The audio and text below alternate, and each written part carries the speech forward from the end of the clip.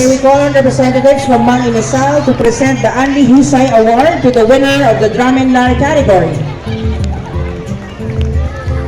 Congratulations, our champion El Tribo D. Lukban.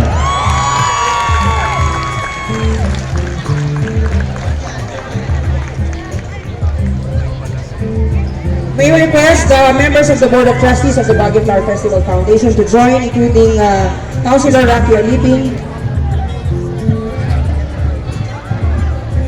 Okay, ingat po tayo. Our first place winner for the Drum and Lyre competition is El Tribo D. Lukban, Lukban Elementary School. You're taking home 10,000 pesos in cash for your special recognition for attire and props. And of course, 150,000 pesos for your first place win. Congratulations, El Tribo D. Lukban, which is actually my alma mater. And of course, we'd like to let everybody know that all the entries, all participating Drum and Lyre groups have also received subsidies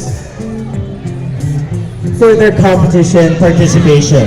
And amounting to, I believe it's 100,000 pesos each competitor, no po? Yes, kunin niyo po sa akin yan ang inyong GC worth 10,000 pesos. Courtesy of Mang Inasal. Ayan. Meron pang additional 10,000 pesos na gift certificate mula sa Mang Inasal. Maraming salamat, Mang Inasal.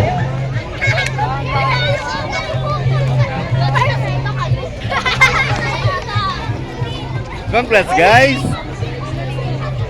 Here are the champions! Ayan. Kararating lamang po pala ni Director Tagel ng BCPO. Good afternoon, sir. Yan, busy po sila. Iniikot pa rin nila yung ating mga kaganapan sa festival. No? Maraming salamat po for joining us this afternoon. We now move on to the next We got it! category, the Rhythm of the Highlands, a showcase of culture and dance.